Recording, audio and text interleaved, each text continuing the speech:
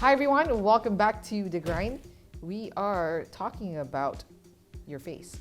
What's wrong with his face? Yes, what is wrong with his face? I just wanted to say it because we're talking about how your Face is glowing. yeah is glowing. You know, so it is a legit question. We are talking about your face, and oh man, it's a great intro. I was just thinking, what a You proud of yourself? So proud of myself. Yeah, Okay, so first question is this: what are the signs of a wise person? They don't talk too much. They don't run their mouth. Maybe that's a better way to put it. They don't run their mouth and it's like constant chaos. Yeah. Just thinking Chris Tucker running his mouth in Rush Hour. Who are you? You. No, not me, you. Yes, I am you. Just answer the damn questions. Who are you? I have told you. Are you deaf? No, you is blind. I'm not blind, you blind. That is what I just said. You just said what? I did not say what. I said you. That's what I'm asking you. And you is answering. Shut up! He's not wise after all. I agree with that one. Yeah, I totally agree with what you said when they don't talk too much. And you know, sometimes have you guys experienced where, for me personally, I've had people, when I ask them questions where they think outside the box. Like you've never had that particular response from anyone else. And you think that, oh, that's actually a really good comment or like advice that a person would give. Like, oh, I and didn't sometimes think you of would think that it's not even from him or her, it comes from someone else, something you know, from God. Yeah. But yeah, I think someone who's wise is someone who carries themselves like well. You know, they had this sense of maturity that surrounds them. And I definitely agree with you guys. It's not someone who's just gonna be running their mouth and just talking like nonsense. Because there are definitely people who just talk so much, but I'm like, They say nothing. No I substance, I yeah. don't know Yeah. what you're saying there. I'm just asking, what do you think about this? And then it's like, clearly you haven't got your opinion about this. So definitely they have a sense of maturity and they carry themselves well. So here's another question for you guys. Who are some of the wisest people you know? Like personally or? that you've Personally heard or of? not personally, I think someone gives you a vibe. Maybe I'm not gonna mention the names, but there are a lot of people that I know in ICA that are pretty wise, especially staff. Just cause like, I mean, it's a given the fact that you know the people who are in the staff are like they hear the Lord, they hear the voice of God, and when you ask them and seek for advice or like just talk to them, they just don't run their mouths. Man, I think that's. And I even feel that I'm the one who runs the mouth. So key tagline. the foolish needs wisdom from the wise. That's going to be a common theme. Yeah. So yeah. Have you guys heard of this guy called Simon Sinek? Yes. Yeah, that guy is. I feel like that guy is very wise, just like in terms of how he talks about how to tackle like things like employment and your life's purpose. It has helped me. It's helped me reevaluate a lot of the choices that I've made and I'm going to make, and also just like how I treat people on a daily basis. Yeah. But yeah, that guy's smart. Have you heard of James Clear? Yeah, he wrote that. Yeah, the that Atomic book. Habits book. He's also pretty smart too. Because I was watching a podcast. Watching a podcast doesn't make sense here. Well, you can listen to it, but it's a video. Anyways, but it's okay, but whatever, one of okay. those video things that you can listen and watch. Anyways, what I'm saying is that he was doing an interview with Karen Newhoff, and I think just hearing his process about how he wrote his book and the things that he did, it's a very wise man. And I think the little things that he talks about can be life-changing if you apply it in your lives. I think one person who I would say is really wise, I mean, yeah, I'm definitely surrounded with a lot of wise people in my life, but one person that comes to mind is actually Randy Frazee. He's a pastor at West Side Family Church in Kansas, I believe. And so he came in and he was doing like a meeting with some of the younger staff at ICA, and it was really encouraging just to pick his brain, hear his thoughts, and how he organizes his schedule and work and with God. And so I think it was really good, really good. Some really wise words from him. So, yeah. Now, we've heard a message about life. Life is unpredictable, and Yeah. you gotta deal with difficult situations, difficult Yes. people. You gotta deal with authority figures. You gotta deal with basically life's mysteries. Actually, what is a life mystery for you? What is one of life's greatest mysteries? One of life's greatest mysteries. Yeah, why did God create mosquitoes? That is my question. Why did He need to do that? Actually, for me, one of the mysteries that I've always thought of, if dinosaurs really did Did exist. exist? I mean, they're bones. So, I mean, they might be forms of different types of animals. animals. It's actually a really huge lion and a really huge elephant. I'm just still skeptic about it. I don't know. Well, I love dinosaurs. They're Yeah. great. Anyways, I mean, yeah, there's definitely a lot of mysteries in life. You got one, Nathan? No? Nothing is really keeping me awake at night these days. Snakes? I mean, why? Why did it have to be snakes? That's okay, fine. That. Why do we always have to bring up snakes? There's no relevance here, and yet here we are.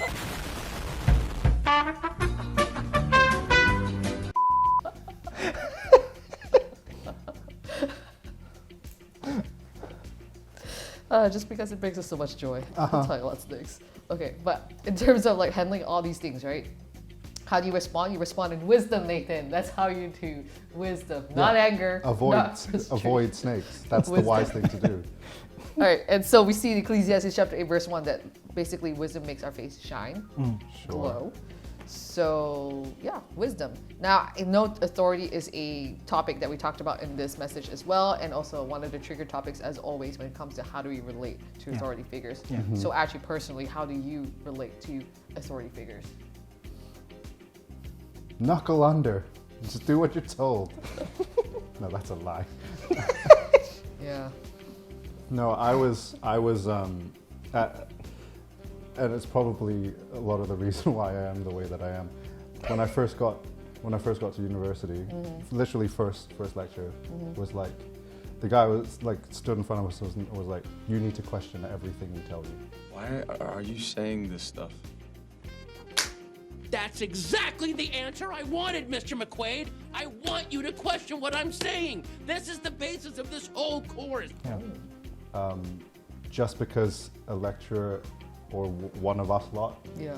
is telling you it's true, does not mean it's necessarily true. You need to go find out for yourself. Oh, what a wise man. Yeah, I question everything.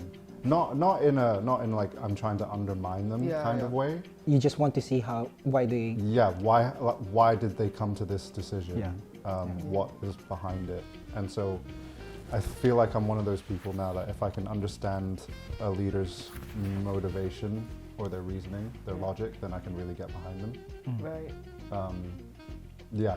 And it's kind of, I mean, that's a struggle though. You know, I love how you said that you know, to question everything that how that person in first year class told you to question everything. Yeah. But the reality is that we live in a culture where if you question authority, it seems as though that you're rude. Challenging. You're Yeah, challenging yeah, them. yeah. Right? But the thing is, I like what you said, like, you know, you want to understand why they say what the things do and understand Yeah. why. That's how you get behind them.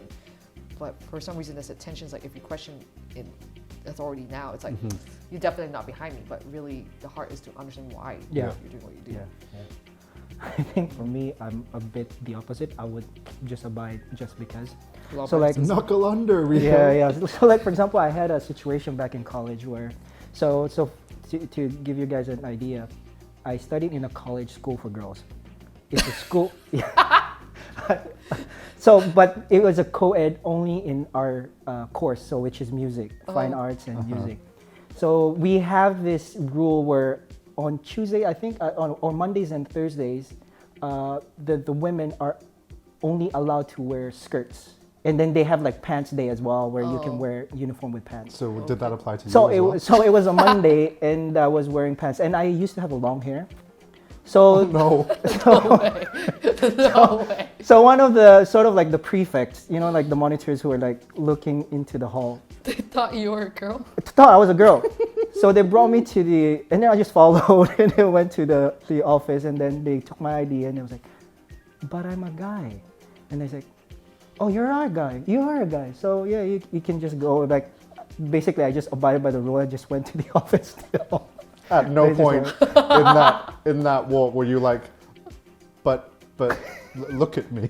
Yeah. No, because I was close to the office, but but My question is, how long was your hair, and are these people I blind? was pretty long. The hair was pretty long, so Like long like mine, or long like Jono's long?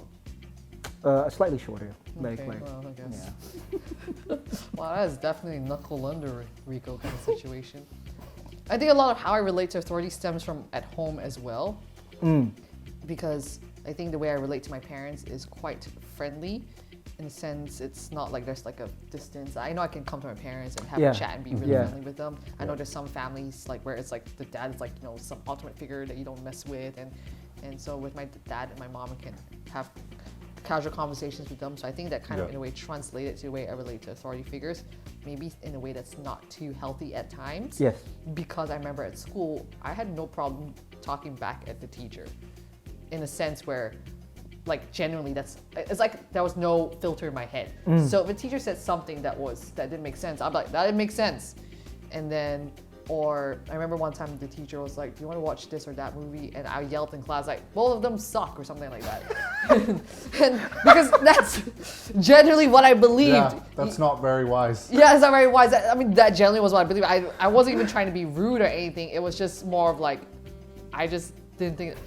I like the fact that you said those movies suck. Yeah, and it both wasn't options. rude. It wasn't like a sorry miss or sorry sir, but I'm afraid. It was just they suck. Yeah, I mean, in that tone, you know, like and so obviously he was mad at me and he yelled at me, and I was like, oh snap, and everyone was like, Ben, now we're not gonna watch any of the movies. This was drama. Oh, you were that person. Well done.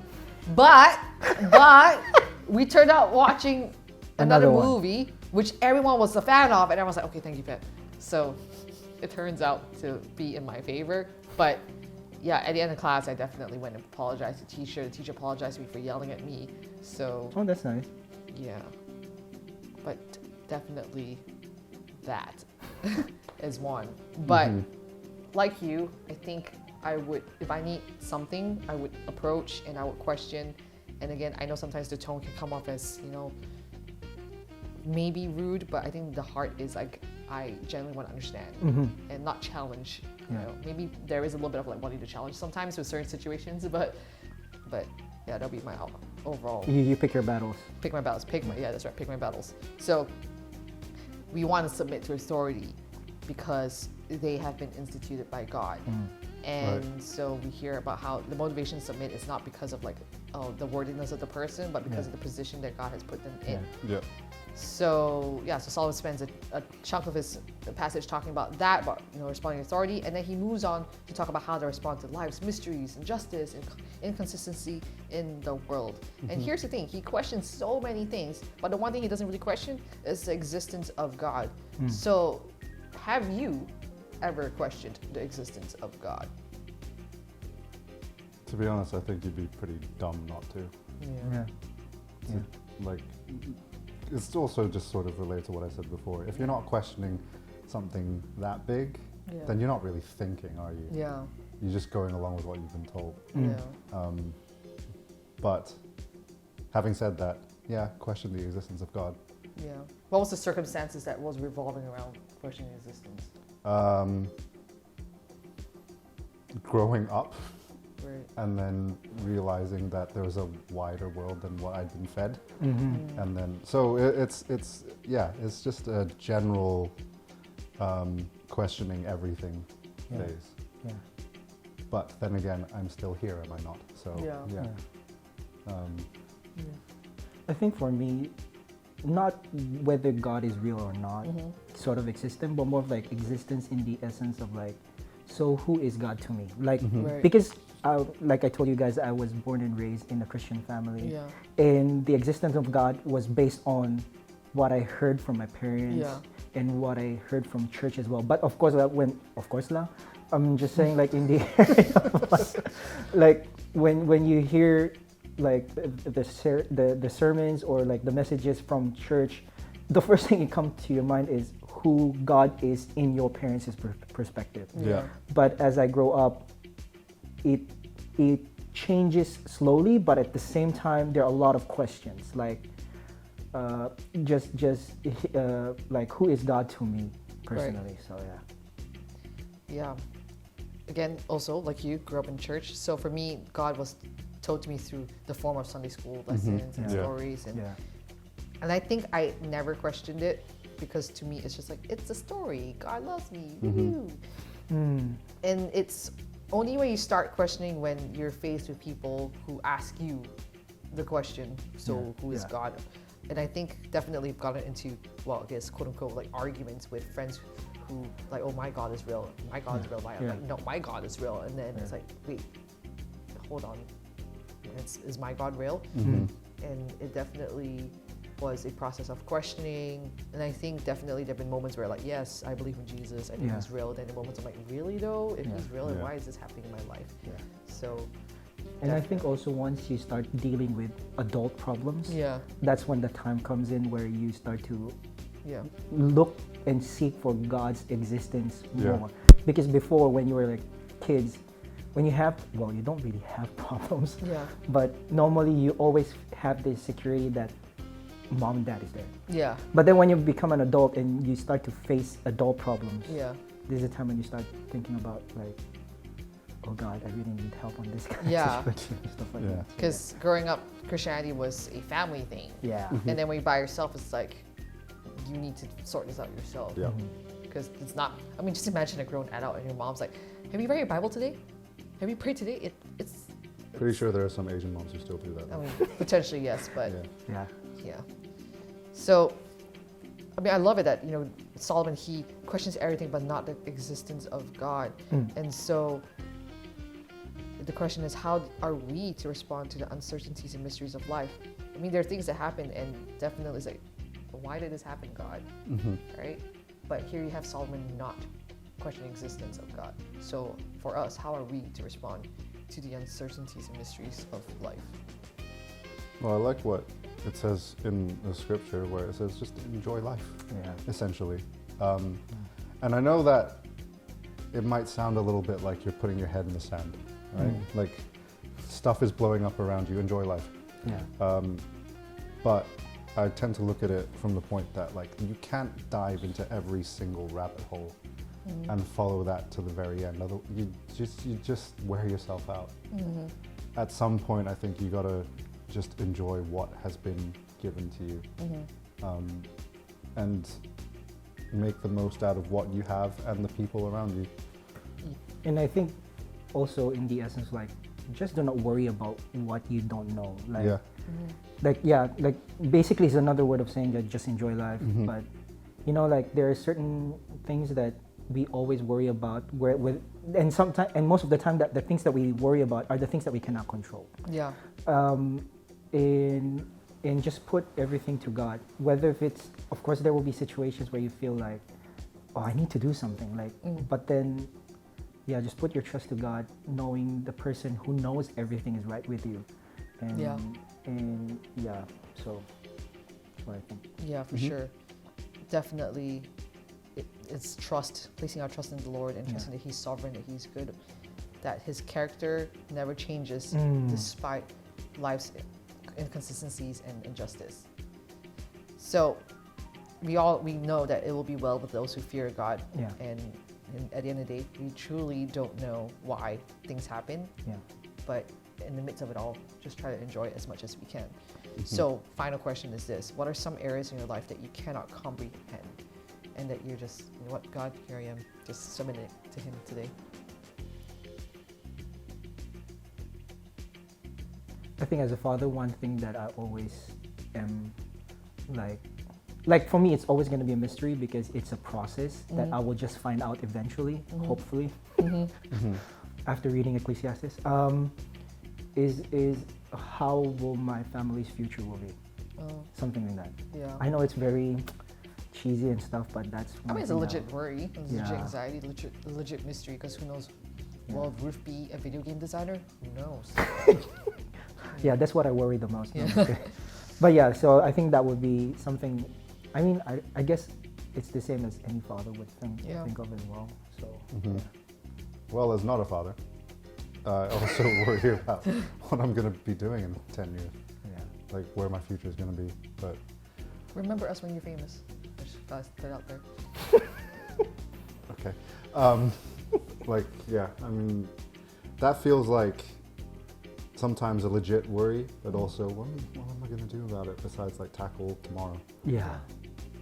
Yeah, so as difficult as it is, I have to learn to just let it go. I Yeah. think, yeah. Yeah, it's true. The future can be anxiety-inducing. Yeah. And I think some of the things that I just cannot comprehend is like, questions like, oh, why do certain things happen in my family's life? How does it edify the family? Or maybe in some situations I feel like I'm left behind in like stages of life and everyone's moved on. I don't understand that. Yeah. And it's like, what if I did this? Would things have turned out differently? And it's just a whole bunch of things that you wonder and you just don't understand. But I guess at the end of the day, it's trusting the Lord that His timing is good. Yeah. Hindsight is always 20/20, right? Yeah. You look back like, oh, it all made sense, and yes, it was good to wait upon the Lord. But I think that's I guess where faith comes in, and so I guess my prayer sometimes for myself is that God give me the strength and the faith to sustain me if things aren't happening, because without you, I don't think I can make it. So, Yeah. yeah. Well, that was an intriguing discussion on wisdom and It's wrinkling my brain. wrinkling your Yeah. brain, is it not? Well, I have nothing there, so That's not true. I'm just kidding. There's always something there. All right. Well, thanks for joining us, and we'll catch you at the next grind. Bye. Bye.